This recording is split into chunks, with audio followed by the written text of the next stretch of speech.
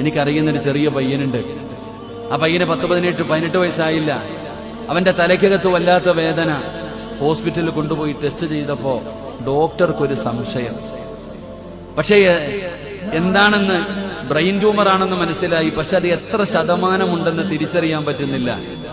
Doctor 10 ദിവസത്തെ ഗുളികയും കൊടുത്തിട്ട് ഈ പയ്യനെ വീട്ടിലേക്ക് പറഞ്ഞു വിട്ടു. എന്റെ അടുത്ത് വന്നു വല്ലാത്ത സങ്കടം പറഞ്ഞു. ഞാൻ പറഞ്ഞു, മനസ്സിനൊരു സമാധാനം കിട്ടാൻ മഹാന്മാരുടെ ഖബറുകൾ സിയാറത്ത് ചെയ്യാൻ ഏർവാടി പോയിട്ട് വരാൻ പറഞ്ഞു. അങ്ങനെ ഏർവാടിയിൽ പോയി സിയാറത്തെല്ലാം കഴിഞ്ഞു മടങ്ങി വന്നു. ഞാൻ പറഞ്ഞു, 10 ദിവസം കഴിഞ്ഞിട്ട് ഡോക്ടർ ടെസ്റ്റ് ചെയ്യാൻ പറഞ്ഞിരിക്കുകയാ, നിനക്ക് ബ്രെയിൻ ട്യൂമറാ. ഞാൻ ആ ഉമ്മയോടും ആ മകനോടും പറഞ്ഞു, നിങ്ങൾക്ക് ബ്രെയിൻ ട്യൂമറാണ്, പേടിക്കൊന്നും വേണ്ട. പക്ഷെ അടുത്ത ടെസ്റ്റ് ചെയ്യുമ്പോൾ ഒരൽപ്പം പോലും അണുക്കൾ എന്റെ ശരീരത്തിലില്ല. നിയത്ത് ചെയ്യണം, ഒരു പള്ളി കെട്ടിക്കൊടുക്കാമെന്ന്, ഒരു ചെറിയ മസ്ജിദ് കെട്ടിക്കൊടുക്കാം. അള്ളാഹു ഈ രോഗം മാറ്റിത്തന്നാൽ ഞാനൊരു ചെറിയ മസ്ജിദ് കെട്ടിക്കൊടുക്കാമെന്ന് നിയത്ത് ചെയ്യാൻ പറഞ്ഞു. മാറിയ കെട്ടിക്കൊടുത്താൽ മതിയെന്ന്. 13 ദിവസം കഴിഞ്ഞ് പോയി ടെസ്റ്റ് ചെയ്തു.